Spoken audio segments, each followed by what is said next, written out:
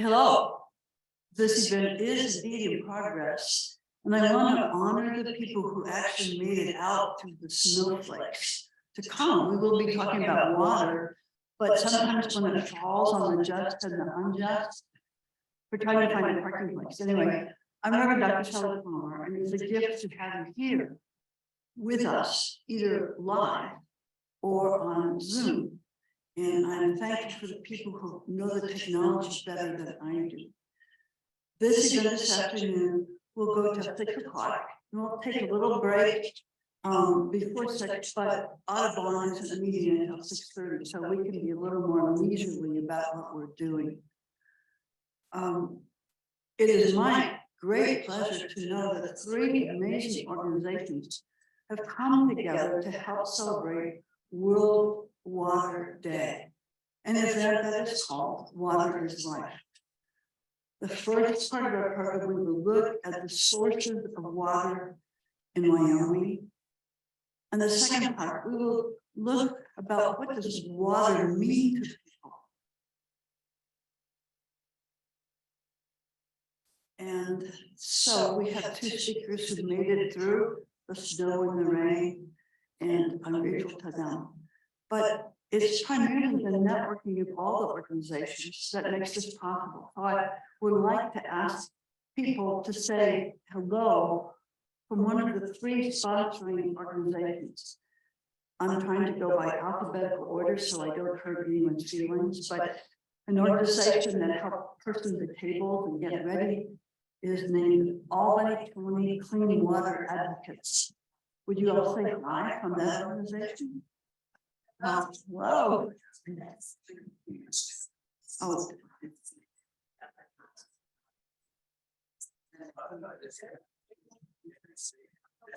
This kept being watched. Yeah, 24/7.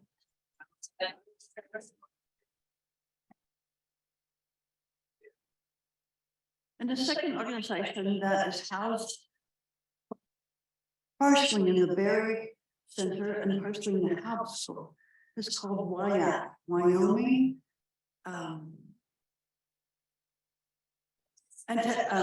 Anticipating Climate Transition. Okay, you think I couldn't spell? With you all who hear from WIAC, please say hello. Okay, and I have left out another sponsoring organization. Oh, excuse me. Okay, Anne-Marie, this is your turn. And anybody else that's online? Several of us who are in the room itself have served in different capacities with the Wyoming Interfaith Network. May we say hello? Hello. Yeah. Okay. Hello, we're getting an echo with Sally. I'm thinking it'll clear up with the others, but can we confirm that? Yep. Yeah, it's hard for me to understand her. Thank you. Yep, we're, Okay. thank you. So yeah, we have, oh my goodness, 1, 2, 3, 4, 5, 6, 7, about 8, 9 of us online. So Okay. on behalf of Wyoming Interfaith Network, welcome. And we're happy to be part of this. And I think we should just get started.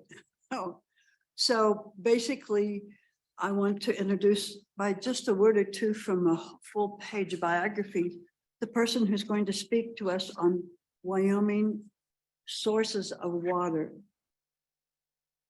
And I believe you drove down from Lander for this event just last night. Is that correct? Oh, okay. Well, it's good. So Dr. Ginger Page is a professor of watershed hydrology resource extension specialist at the University of Wyoming.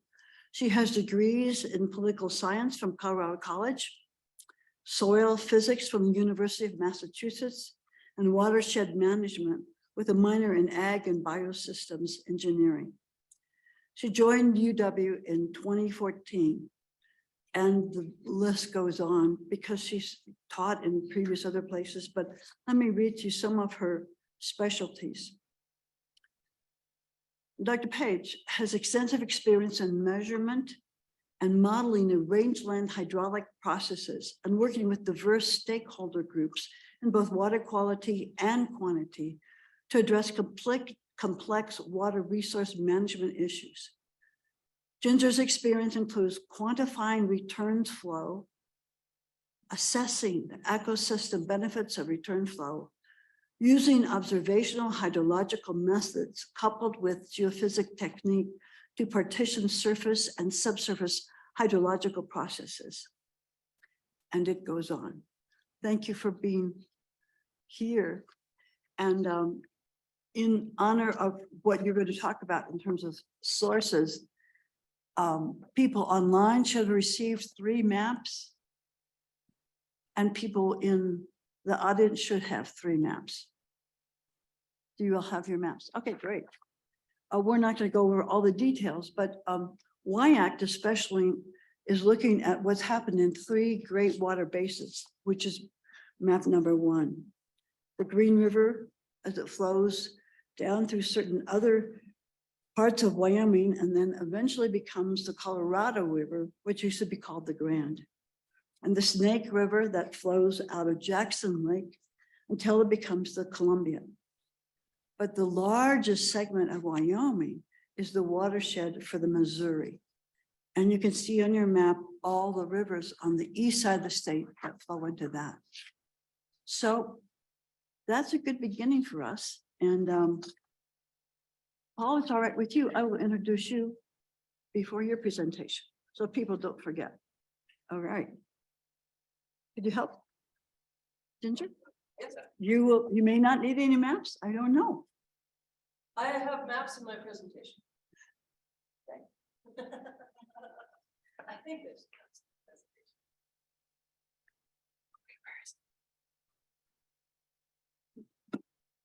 It's always technical, even when it's not technical.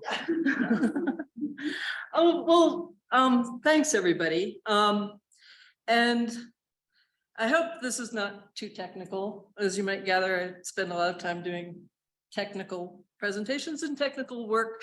But I wanted to give everybody just sort of an overview of Wyoming water and some of the things that affect it and its sources and where it ends up. So the 3 main things, of course, are climate, and then we, of course, are all familiar with drought, and then there are compacts. And this all affects how we can use and enjoy Wyoming's water and manage it for the future. I have to figure out. All right, Corey, I need help again. Ah, there you go. All right.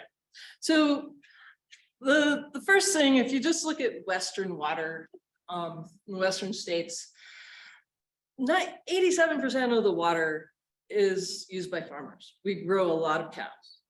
And about 90% of the water taken out of streams and aquifers is used on crops.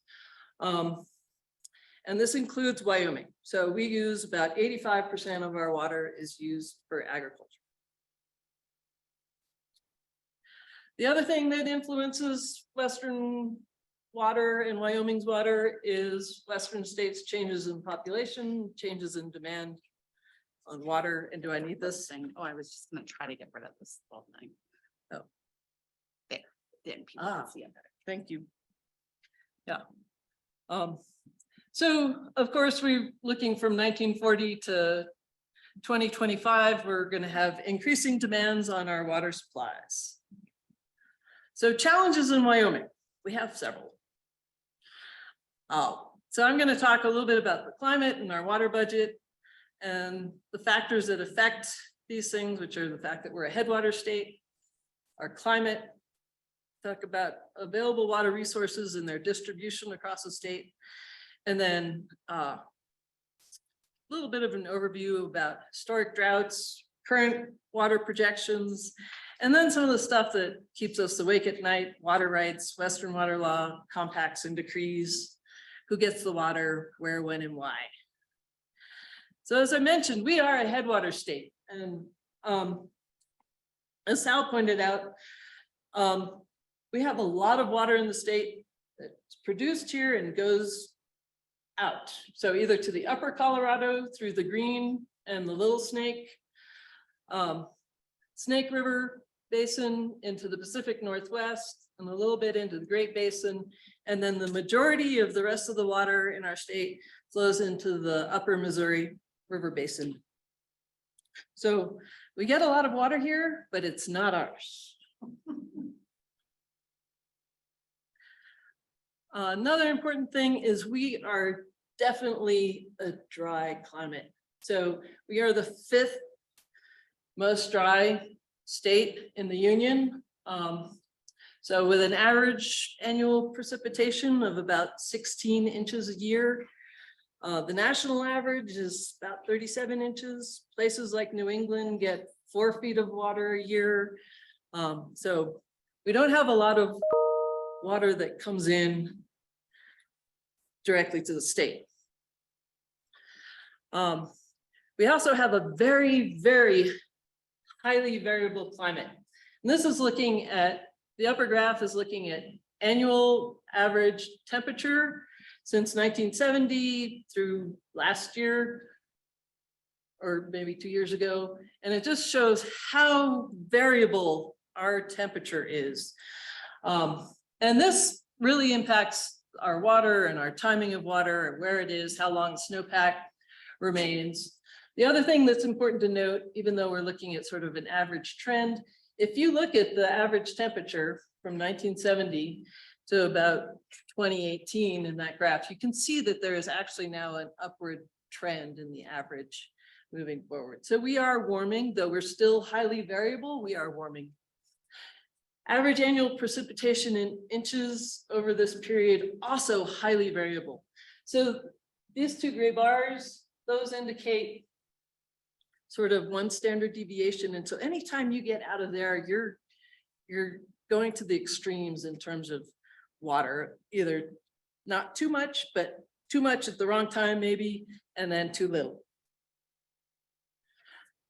So things that are really important in Wyoming are the distribution of precipitation. So there's about 71% of Wyoming that averages less than 12 inches of rainfall a year. So this is really arid. This is like Arizona water. And then we have about 7% of our land area that's above 10,000 feet. It's heavily snow dominated. And this is the portion of our land that supplies our water. So this very small percent of Wyoming's land is responsible for the majority of our water. Comes down to us in snow melt and runoff.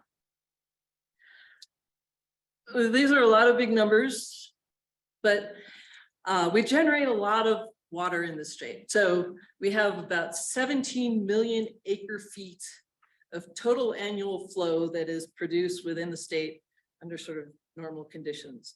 And 1 acre feet is just one depth of 1 foot of water across an acre of land. So water is talked about in many units, but the ag units are the most dominant. So if you think that 17 million acre feet of annual flow is produced within the states. About 70% of this surface water is from the high elevation snowpack. The remaining water comes from summer precipitation events, other precipitation events, and then several rivers that actually bring water into the state. So some in the southeast, the Laramie and the North Platte, the Little Snake in the south central part of Wyoming, the Black's Fork and the Henry's Fork and Bear Rivers in the southwest, and then the Clark's Fork in the northwest part of the state. So we do have some water coming in, but mostly we are generating the stream flow and it's going out. So this is, along with the map that you got in terms of hydrology, this shows the sort of volume of water that is transported in these systems. So those of you online, maybe you can see so this is between 0 and 4 million acre feet to give you an idea of the scale. So the largest producing systems are the Snake, the Green, and the Platte River systems. But by the time you get to the end of the Bighorn, fairly large volumes of water. And this is the Yellowstone going up into Montana. Again, large volumes of water that are produced in these systems.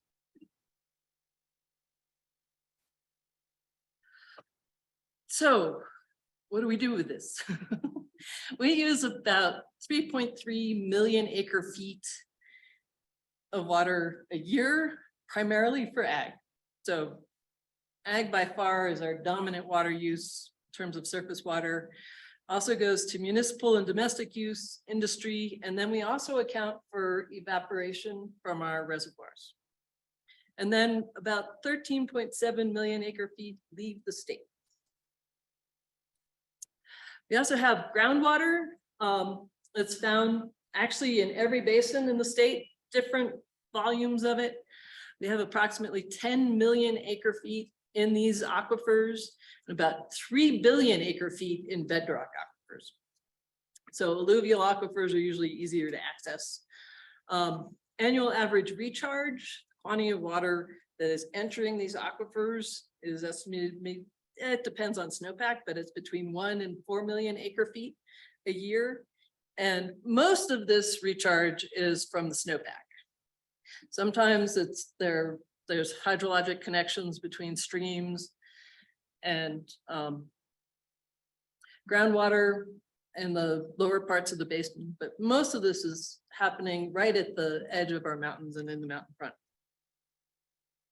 Water use. Primary water use of groundwater is ag. Irrigated ag consumes about 300,000 acre feet of groundwater a year. And then 61% of Wyoming's drinking water comes from groundwater, either from municipal systems or private wells. The other thing we do with water in this state is we store it. We have 14 large reservoirs or enhanced lakes in the state. Total storage capacity is about a little over 10 million acre feet.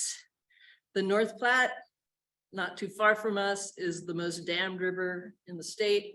And we control almost every drop of that water. And it's looked at and monitored as it goes over to Nebraska.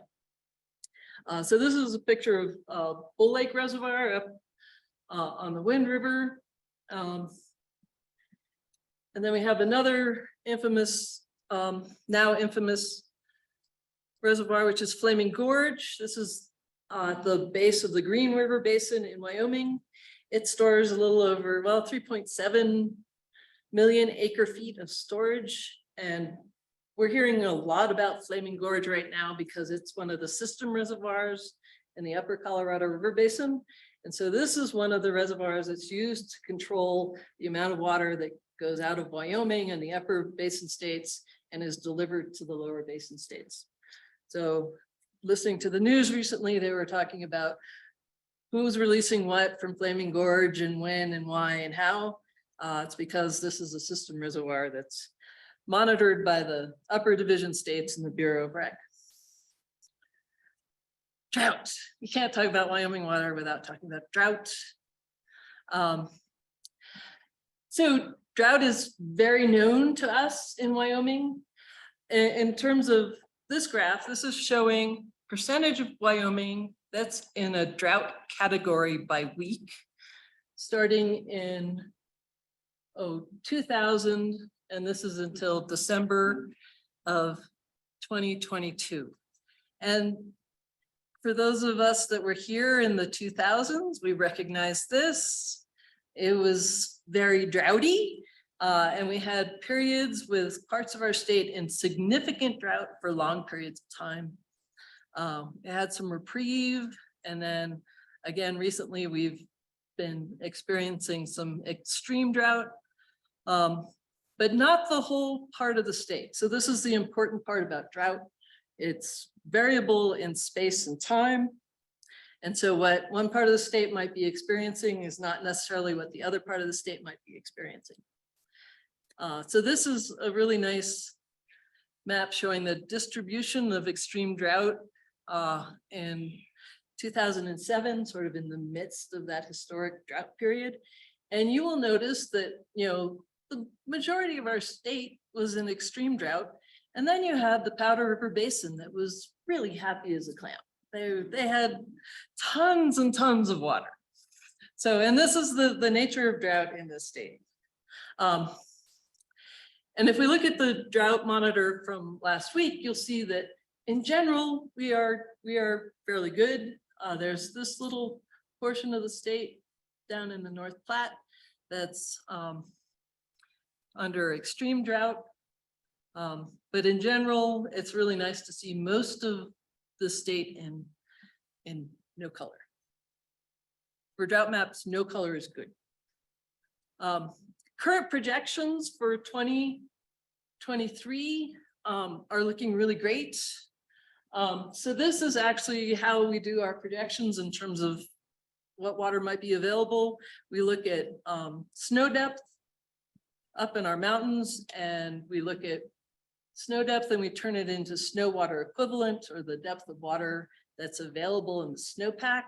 And then we model its potential to get to rivers and streams and us.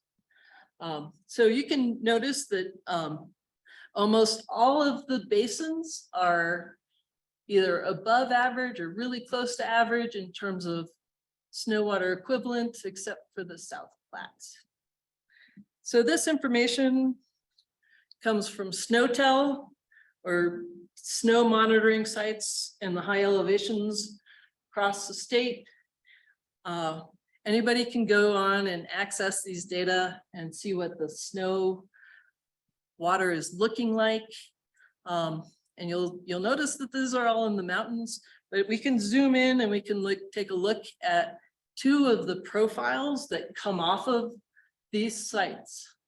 This upper screen here shows the changes in snowpack over the season, over several seasons. And so this is on the axis here, this is snow water equivalent in inches that's being measured at this site. And what you'll notice, this green line is the median over the long period of time. So this is the average sort of response in terms of what we expect for snow at this site. And you can see right now, this black line is where we are. So we are slightly above average in terms of the expected snow water equivalent that will come off the site. The other thing that's important that we look at is the timing of snow melt. And that is critical when we look at when it's coming off, how much will be available when. So this graph shows that our snow melt from this site can range from late April to late June in terms of when it comes off. And the average time is sometime late May, early June. The one SNOTEL site that is doing all the predictions for the South Platte, which is expecting little water, is this guy over here. This is the Crow Creek Water SNOTEL site. It's over in the Crow Creek Mountains, not too far from us. And you can see that the scale here is much less. Instead of 25, we go up to a max of 12 inches. And here, this green line is where the median snow melt is, and we are way below average right here in this black line. And that's why the prediction map says, maybe it's not so great in South Platte. And that's why the drought map also indicates potential drought. So we put all these factors together to look at potential water planning, where it is, when it is, and why. The other thing that we have to know in Wyoming when we're looking at water resources or water rights. So all water within Wyoming's boundaries are property of the state, at least according to the state. Individuals who wish to use water must obtain an approved permit through the state engineer's office. The state approves the permit application once it's determined that other water users would not be harmed by the appropriation. So the thing really to know is it's Wyoming water law, prior appropriation doctrine, which is first in time, first in right. So an early priority date water right is allowed to receive their full portion of water before those with junior rights during times of water regulation. or if there's a shortage of water. So it's not the kindergarten sharing approach, just saying. Recognized beneficial uses include irrigation, municipal, industrial, hydropower, recreation, stock water, domestic water use, pollution control, in-stream flows, and then miscellaneous. Water right holders may not use more water than they can put to beneficial use, or what is authorized by their permit, whichever is smaller. This is usually only enforced when we have drought years or less water. Water rights with priority dates before 1890 are termed territorial water rights and sort of sacred. The water right is permanently attached to the specific land or place described to the certificate. So it can't move from that. Can't move from its place of origin. Irrigation water rights, which of course are the largest, they're allocated or adjudicated on the basis of 1 cubic foot per second. So it's a rate of water that can be diverted per 70 acres. Earlier water rights actually get a benefit of a second or an additional CFS per 70 acres. And they have the right to that additional CFS before junior water right holders. So first in time, first in right, absolutely. The last thing is compacts and decrees. We have a lot. So not every, yeah, we have a lot. So we were hearing a lot about the Colorado River Compact and the green that affects the green and the little snake, the North Platte decree that affects all this part of the state. There's a Yellowstone River Basin decree. All these waters are managed by multiple states. So everybody's paying attention to how much water is generated in these basins and how much water is exiting each of these basins. So interstate streams at the state engineer's office has somebody that's working with all the downstream states in all these basins, regulating and taking track of what water is generated and what water is leaving. So what they do is they take, for all of these rivers, they make certain they know the average stream flow that was generated, the depleted stream flow leaving Wyoming, and then Wyoming's remaining share under the compact. A few things to note of importance: the Platte River into Nebraska, we never have any water. So the green, so part of the Colorado River Compact, it looks like we have a lot of unused water, and we do. But in true terms, the Colorado River is completely over allocated. So the complex discussions that are now going on about Colorado and what the upper states are going to do, there's a lot of stuff going on, and it would take a 2-hour explanation. But we do have water that we're not using that we could put to beneficial use, but it's really not ours. So it's an interesting, complex, ongoing discussion. So current status of Wyoming water. We are a semi-arid state, we're a headwater state. We have very low annual precipitation. Majority of all our surface water comes from snowmelt. Small portion of our land is actually responsible for all the water generated in our states. Return of drought, yes. Increases in temperature and changes in timing of snowmelt, yes, we are seeing that. Future implication is that we rely extensively on precipitation and snowpack.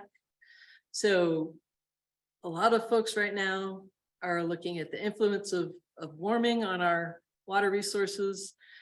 We're anticipating a widespread shift from snow to rain with increased temperatures.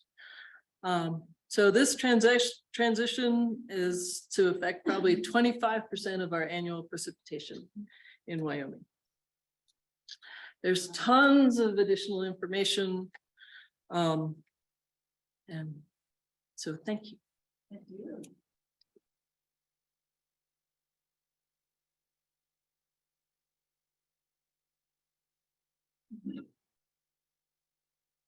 It's difficult for me to go back to the mic because I'm used to walking around, but I'm going to suggest, thank you, Ginger, and thank you for coming. You drove down from Lander last night. I did. Yes. Well, that's because I didn't want to do what Corey did today. Okay. Can you hear me up there? We Okay, I can. want to allow time for Paul's presentation, but I thought it might be good to take a little quick break and introduce some of the people who are on Zoom, if they're willing to say where they're from or what they like about water. And we'll take about 3 minutes for that. And then I'll introduce our second speaker who will talk about the meaning of water. And so anyone who's on Zoom, and Corinne, I might need your help, want to say, here I am, and it's not snowing here, or whatever. Anyone on Zoom? Okay, Mary. Go ahead. Mary from Saratoga. All right, J.R. Atkins from Cheyenne and Pine Bluffs. great.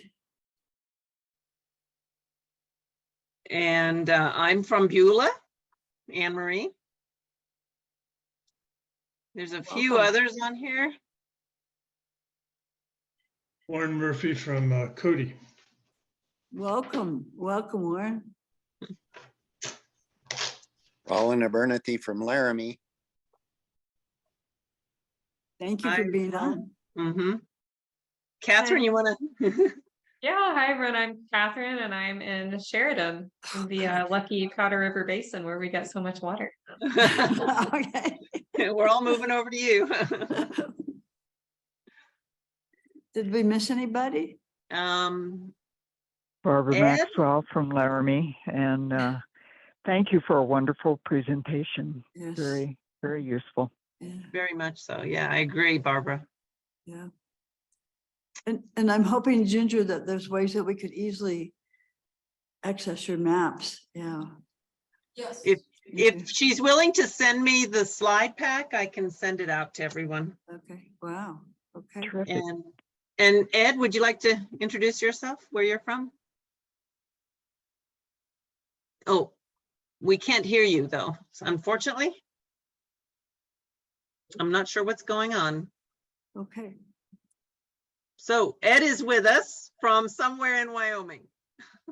okay. If you want to put it in the Oh, hi, chat, Ed. we can share. Hey, great picture. Okay, all right. So I'm going to move along with an introduction with Paul. And then we can have time more at the end. You gotta-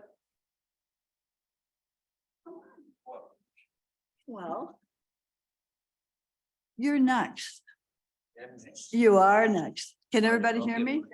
And he may have to, yeah, put his mic on. And we just have to turn this off once that one gets turned. Okay, and I will.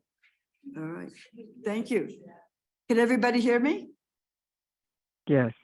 Okay, well, there is a lanky guy who's been hanging around Laramie in Albany County, and he takes amazing trips down to Australia to tell people about what does water mean when you see it as part of a whole life system. So I'll read to you about Paul Taylor, but I think he speaks best for himself. Paul's an acclaimed Australian performing artist, storyteller, musician, and educator. He delights in celebrating both his European and indigenous heritage to all ages as a national U.S. touring artist in education and ambassador with storytelling, song, dance, and painting. Paul is mentored by the Wardman Aboriginal elder, I can't pronounce it, I'll call him Bill Harvey. Is that okay? Okay. Unaduma. And he directs the nonprofit YDP Dreaming Project, which documents and shares Wadamak cultural heritage and wisdom. Paul is named Jalala, long, tall, skinny fella. He has been an artistic director for the Laramie High School Mural Project. He has partnered with the high school and the UW Shepherd Symposium to produce 4 community murals celebrating our relationship with water and applying indigenous wisdom, science, inclusion, diversity, social and environmental justice. Paul's a guest educator with UW Honors and CU Boulder. And I think if you want to say anything about yourself or sing it, that's fine with me. Welcome, Paul. Okay, good. You may have- Excellent. Okay, do we have to do anything? Yes. So you turn that off. Okay, you can all hear me. Can everybody hear me in the We can. tech world? Yeah, Okay. thank you. No, we can. You can't, can't? Barbara? No, can't we hear me? can. Now we can. Now you can. De nalariane, de nalande, de nalariane, de nala. Can everybody hear that? Yes. Yes. Okay, that's called the Pay Attention song.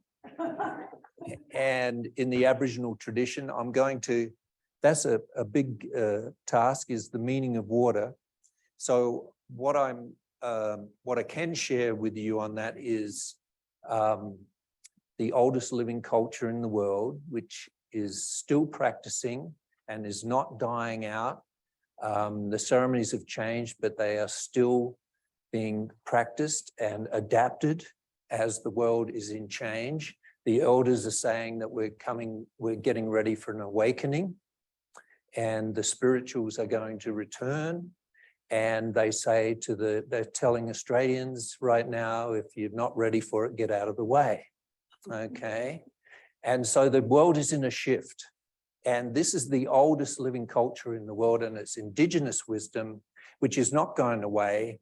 And even with our technology, they would say in our technology, is shifting into more earth-based technologies so that we can survive.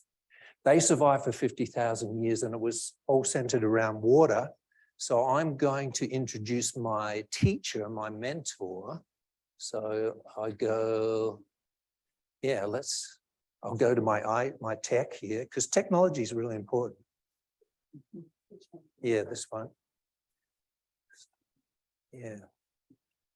So we're going to introduce Bill Harney. He's been on campus twice as a special guest of the university.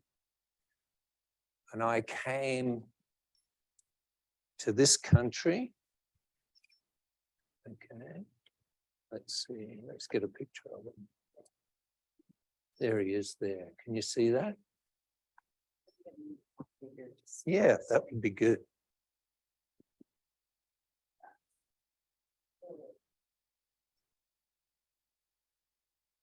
Those two characters there are the Lightning Brothers, and they brought the law, the science in indigenous wisdom of cloud formation and different types of lightning and how the rain comes. It's all in that panel right in front of you there. And these are the oldest books in the world. These are about 7 to 10,000 years old, which are older than our books. And in Australia, that's relatively conservative, because there's rock art in Australia that dates back to 30,000. Idumduma is Bill's name, which means thunder. So he's the land of the Lightning Brothers. And I have known him for 30 years, and I met him as a social worker. My personal journey with him is connected to the didgeridoo. I was gifted a didgeridoo, which I said, no, I'm not a musician, give it to somebody else. And he insisted that I take it.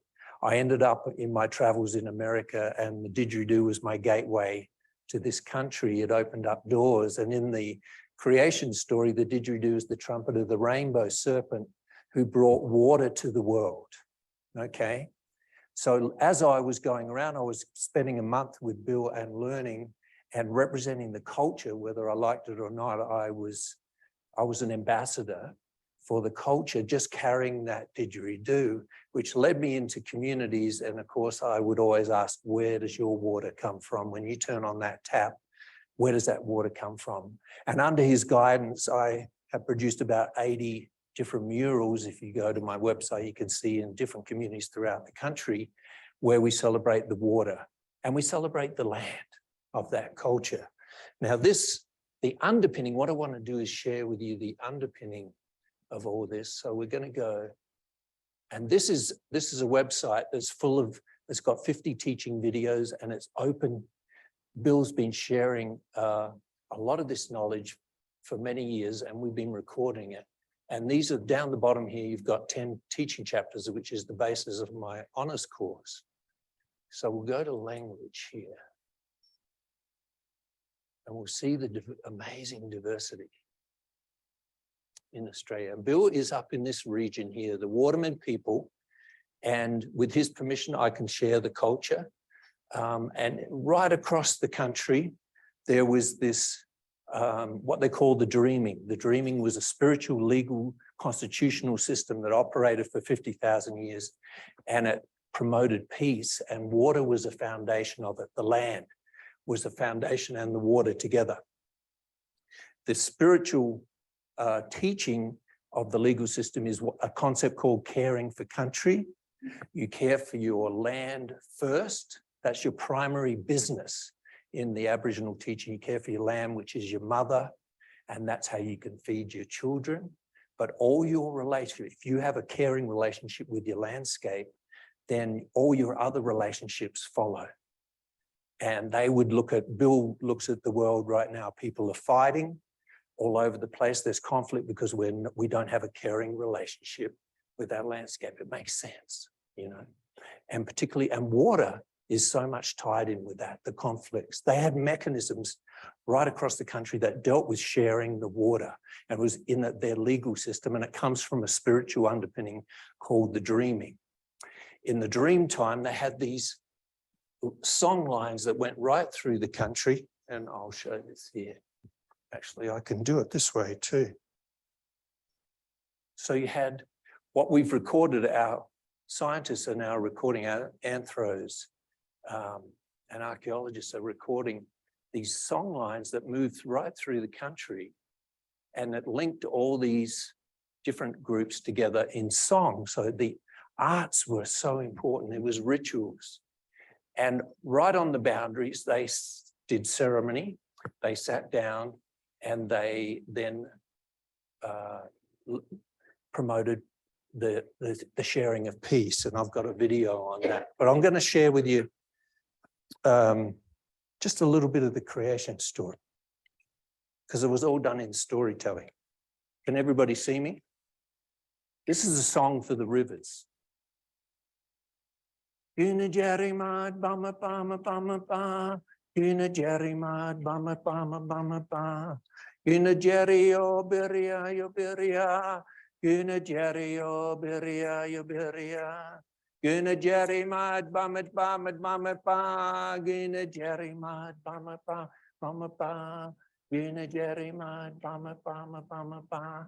And in the dream time, in the creation time, the great spiritual ancestors came up from the ground, they came out of the ocean, they came down from the sky. They swept across the land and they were singing. They gave birth to the landscape, they gave birth to the people. In particular, you have Rainbow Corandomli, who came up from the core of the earth, where the water, they would say, came from that made the oceans. The frog lady called Dung Dung, who's the earth mother, sang and made the land. Rainbow went onto the land and then carved out the river systems and did the folding and the shaping in our sciences of the landscape. And they were all singing. The Sky Father came down and married the earth mother, and they gave birth to the children, and they were singing with the songs. They were singing with the songs. They passed the songs on to the people. And the songs teach the people the paintings, the dances, the ceremonies for caring for country. You care for your country, and that's your mother.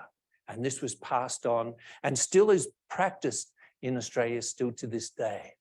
Now, after this law, which is LAW, this is not LORE, when this law was passed on, the people got together, and this is the most important. Right across Australia, I'm doing an overview of all these. You've got 500 to 600 distinct cultures and 250 language groups, but distinct cultures.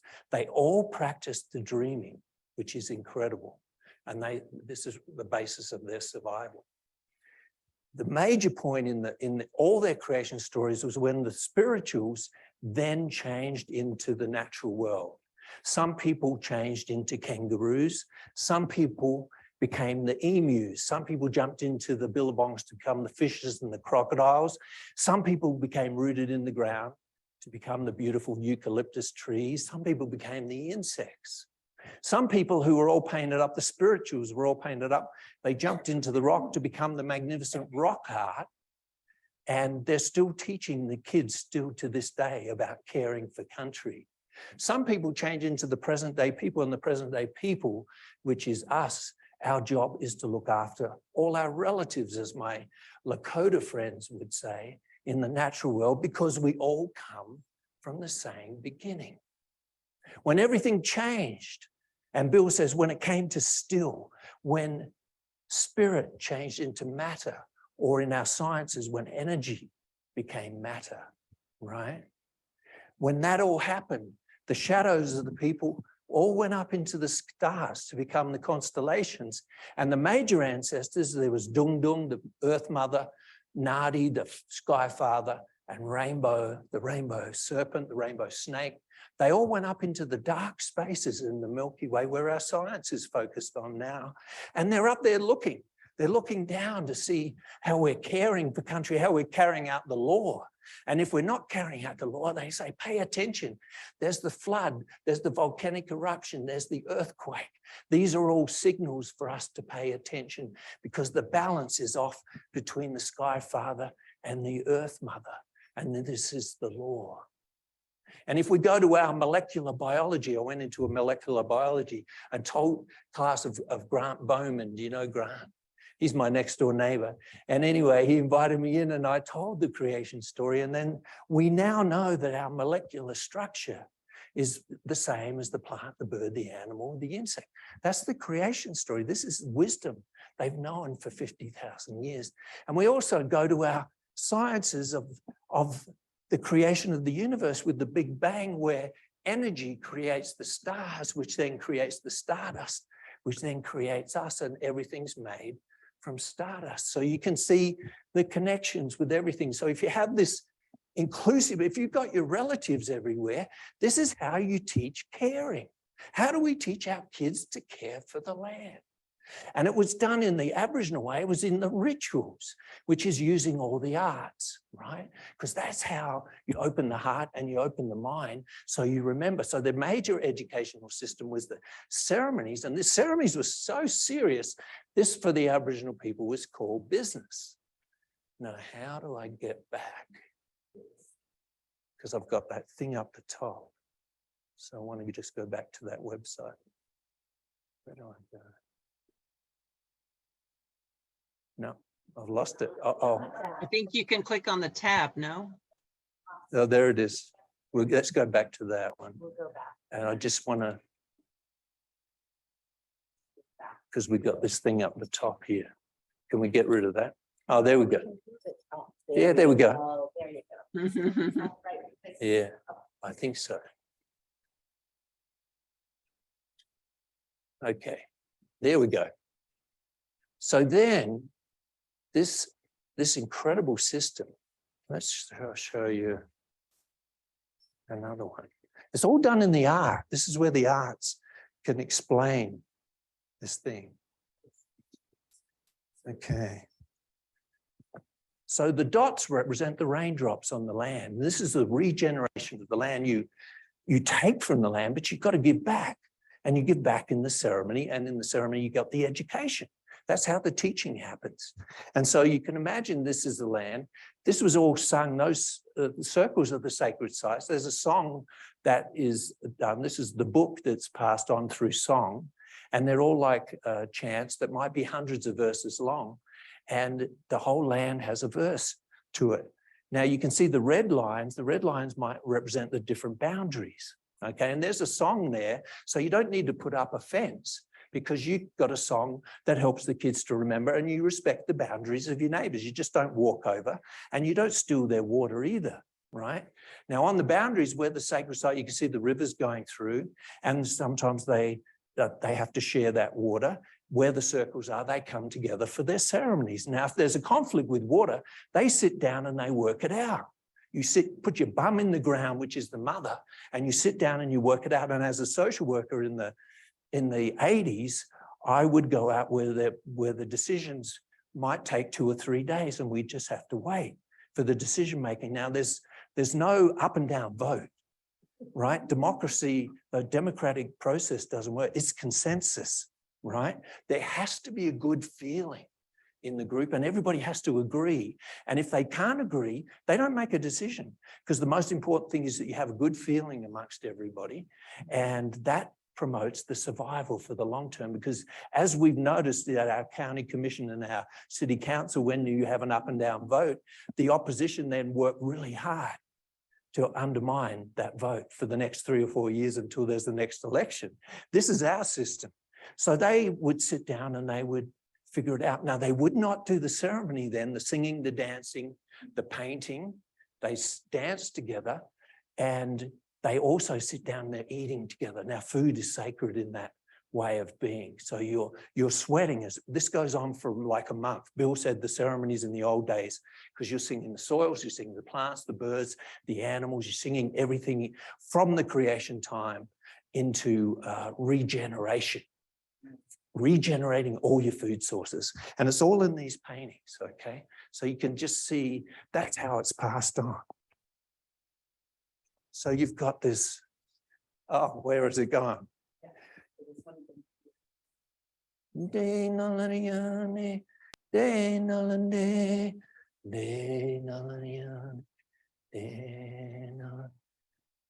let's go to the legal system. There's 10 chapters here, and it shows how everything is all interconnected. And I'm not going to play this video. Actually, I'm going to go back. I'm going to play you a video from the land, just to show you the feeling. This is what they call the feeling. Okay. So the video's not coming up. Do we need to? Yeah, they're not, none of the videos. It was up. We did have it up before. Oh, there it is. There it is. Oh, okay, sorry. Okay, there's Bill. Now, this is it's got an incredible backstory. I won't go through the backstory. I'm just going to play it. Okay, click mute, and that's going to stop me. Okay, so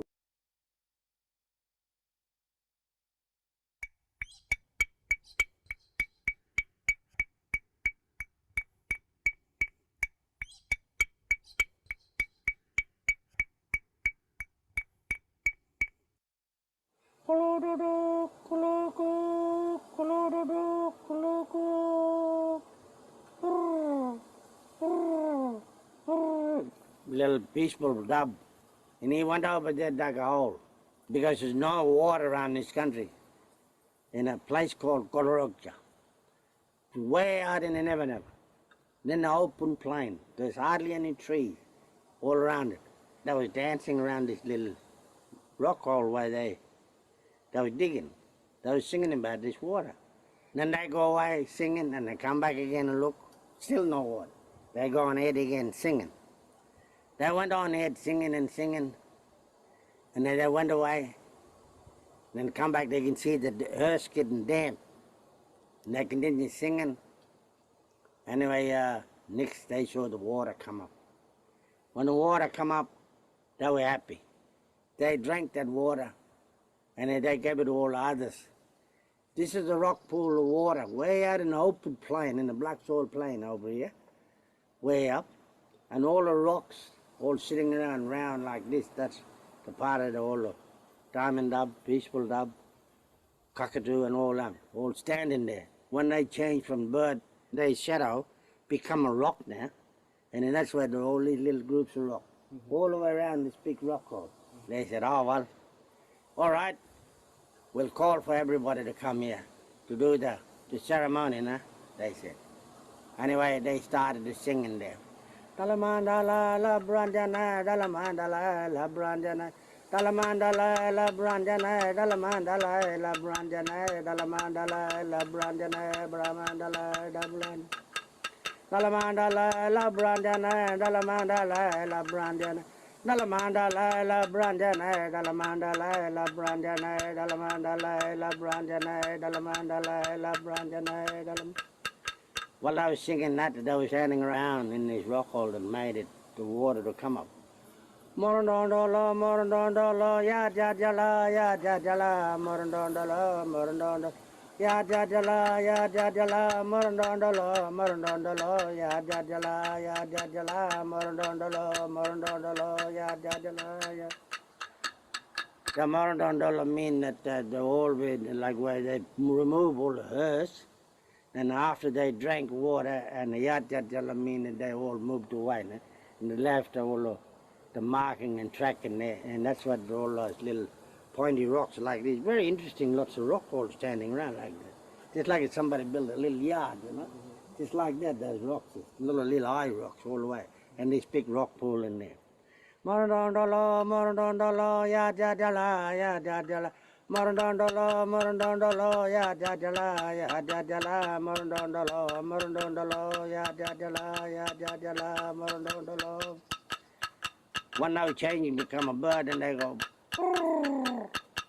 That's why you can hear the sound of that diamond dove too. You go.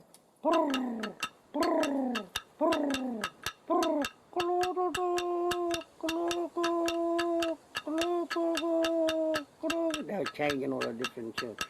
Morondondolo, ya jajala, ya jajala. Morondondolo, ya jajala, ya jajala. Morondondolo, ya jajala, morondondolo.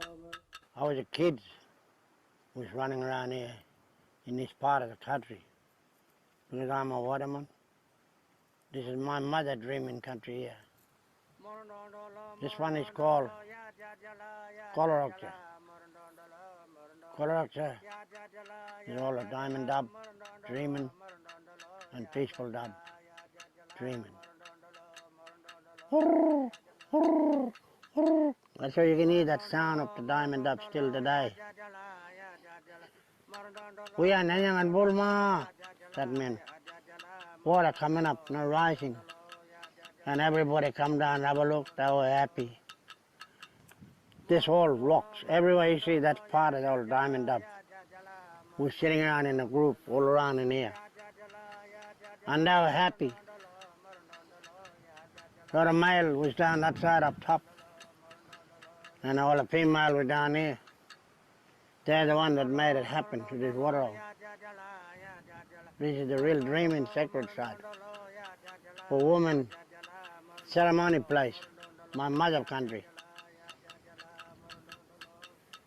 Later on, when the white men come along, they call it dummy rock hole. This water never go dry because it's been sung by the diamond dub dreaming. In early day, we used to come on foot all around. We always come over and camp. It was the most big ceremony place for the people over there. A lot of initiation been done over there with a lot of old people up top in that plateau. The last time when I came here, back in 1957, when we mustered the old cattle here. That's a fair while ago. When I was a kid, growing up, when I was a stockman, they always come down, have lunch and all this sort of type. This water was full like this all year round. Never go dry. But now in spiritual mind, the old rainbow keep feeding the water in this magnificent rock hole here. And that's been like this since I was a kid anyway. And a black basalt, the Aboriginal name called Barwinin. The Barwinin, just like a slide Basalt, you can see very thin and long and flat. Diamond dub use, you can hear the sound on the wing. And all these are flat rock here, you can see. It's like a tapping stick. It makes a very loud sound.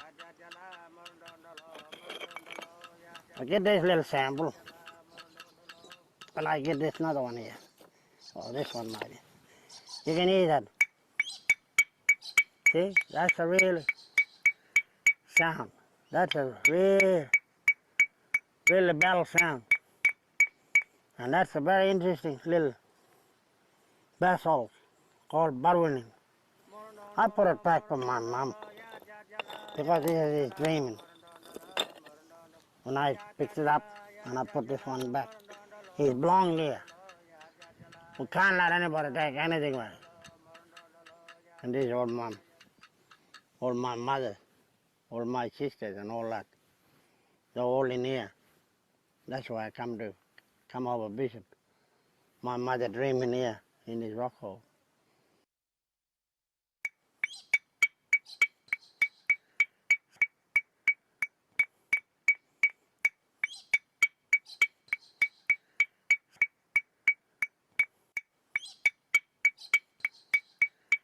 So less people anyway. So we'll go.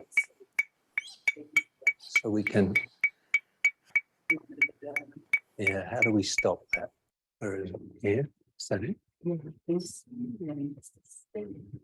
Okay, escape. Right. Okay. So here's, if you go through, there's a lot of wealth here. That really, Bill got quite emotional at the end there. Literally, and I say to my students, you really respect the literal version of the story. You don't have to believe it. The metaphors embedded in the story are really important that connect to our sciences.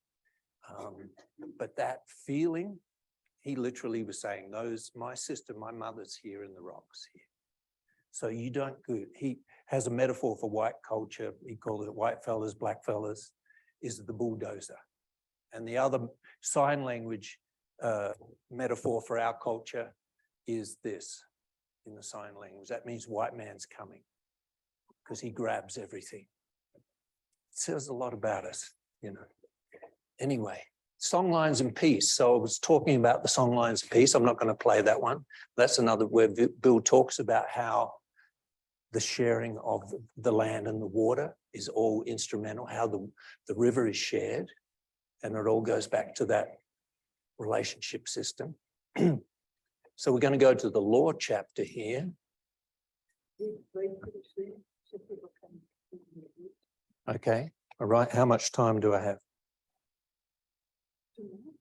2 minutes, is that it? Okay. All right. All right. There was a lot I was going to go through.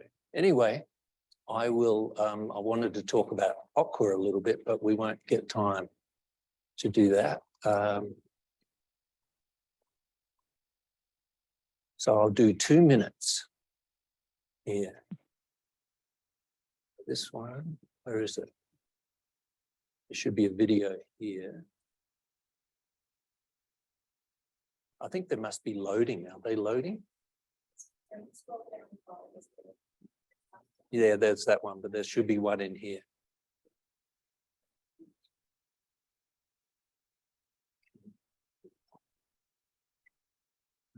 This is their relationship system. So also on the boundaries, when they came together, they had, outside of family, you had a relationship system in the neighboring tribes. So you have brothers and sisters, uncles, aunties, mothers, that goes totally outside of age. And so this was a system that you were born into and the neighbors shared it. So it was another peacemaking thing. All right. It's not coming up for whatever reason. Just going to show that one. Okay. So we've got a couple of minutes. And everything's all connected. The stars, Bush University. I'll show this one. This should come up. What I was going to show was a video where the education of the children is so the foundation of that survival, the initiation ceremonies, and that was the business, and it's all comes from that dreaming from the spiritual. And part of the one aspect of the ceremony is to take the kids, the teenagers, to a spring, and they sit down, they look at their reflection in the spring, and the elders talk to all the spirituals that are in there. The trees around the spring are all your ancestors, and rainbows in the water. You're getting permission to move into adulthood. And then he takes the water and he wets his head. Okay, right? He wets his head, and they do that. They talk to them, and that's part of the initiation. So as you move into adulthood, you don't get sick from the water too. So the health system is all connected. Okay, I'll show this one. And just the last thing that I'll show here. Now I want to move this up. There we go. And so this is Bill's modern day painting. He's authored 3 books. He can't read or write, but he talks and we record. And then he also paints. This is one of his law paintings, and there's a major one that's in the University of Sydney in the law department. It's all symbolic. He paints and then he sits and tells the story, and then we write the books around it. So here you got the Bush University. He calls this the Bush University. There's a ceremony, the ceremony hair belt. The kids get called in from the 4 directions. They come in, they're lined up. They come in, there's a ceremony, they sit around in a circle with your bum on the ground, as they say, and they're learning this in caring for country. This is the caring for country. It's so important for the survival. And one of the first lessons they learn is the lesson of the water. This is the spring, the eyeball of rainbow, and you learn from day one that you've got to share. Don't be greedy with the water. You've always got to share the water. So it's part of the whole system that's embedded with the children from day one. And if you don't go to the Bush University, you run away. That's breaking the law down here. There are consequences.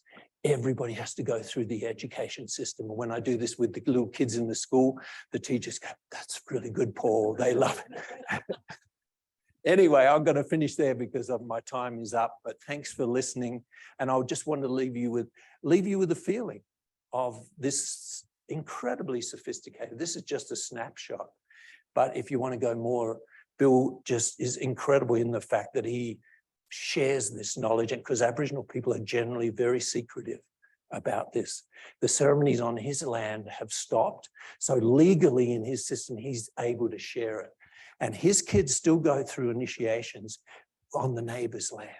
But because of the contact and whatever, the cattle industry came in, they stopped their ceremonies about the 70s. But so anyway, it's an incredible story. Thank you.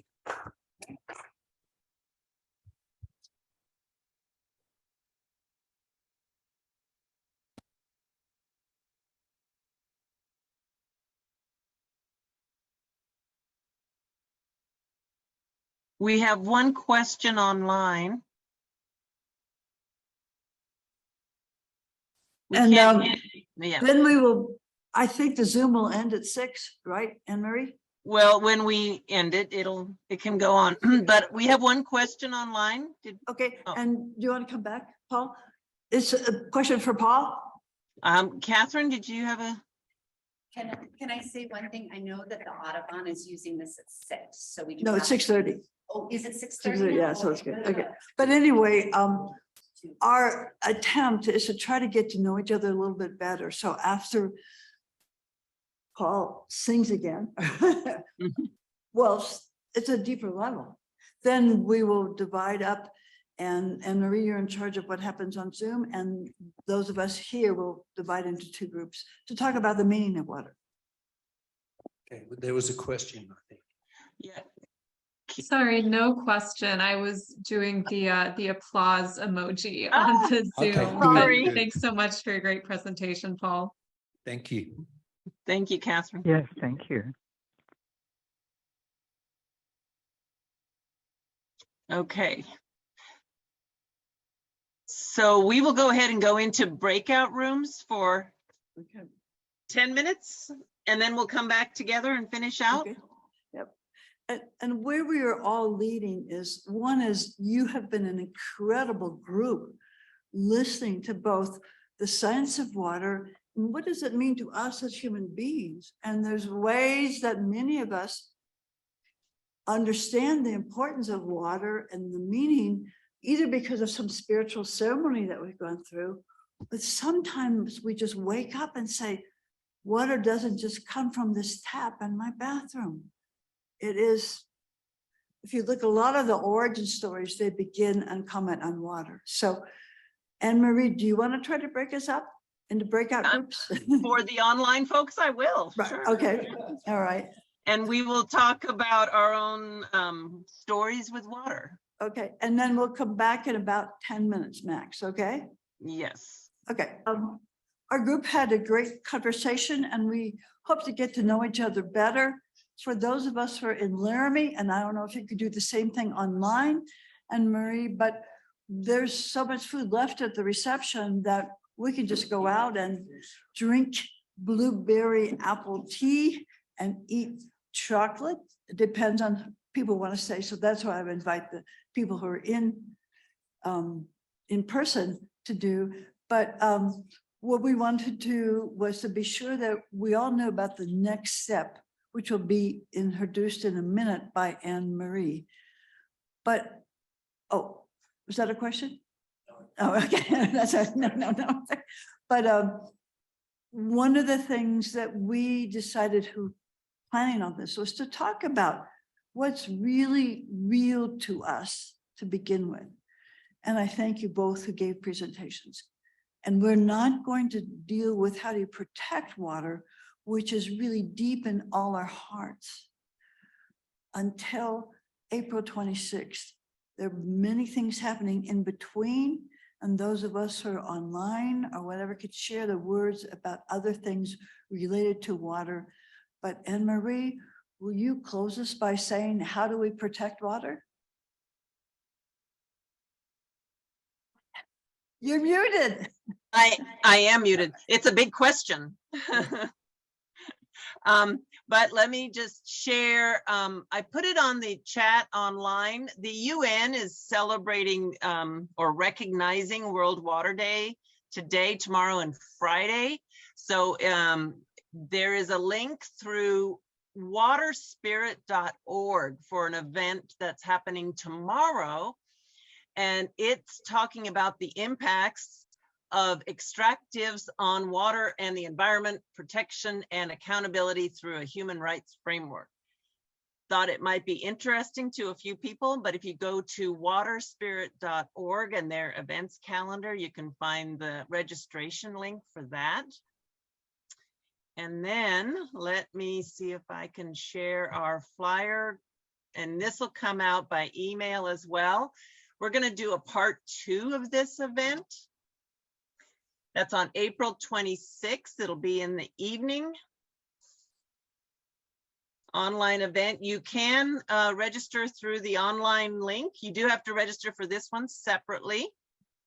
And we will have some presentations and discussion on protecting water in Wyoming, both what we can do individually and maybe collectively as members of the community. I think Aqua has done a really good job of that, and there's other organizations that are working on it. So we'll get some more speakers in and discuss that. So you can do it on our website registration, and we'll be sending out another email similar to what we did this time for the event on April 26th.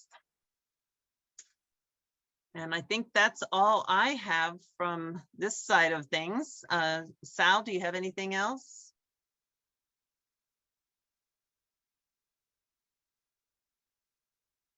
I want all of you to know that I do indeed practice silent prayer.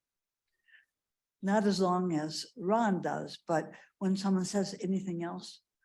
One is a huge word of gratitude to all of us for understanding, not just that we have to care about country, but that we have to care about each other.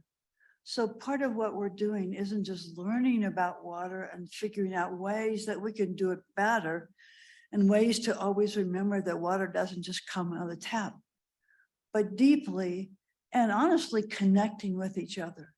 So I think we should all give ourselves a little applause, or because I think if you applause, you're not this anymore. You may not be able to see my hand on the screen, but You'll put it together. Mhm. Thank you for coming together and thank all of those who helped make this happen with your heads, your hearts, and your hard labor coming here through the snow. Namaste. And thank you, Sal. Thank you, and thank everyone. Thank you, everyone.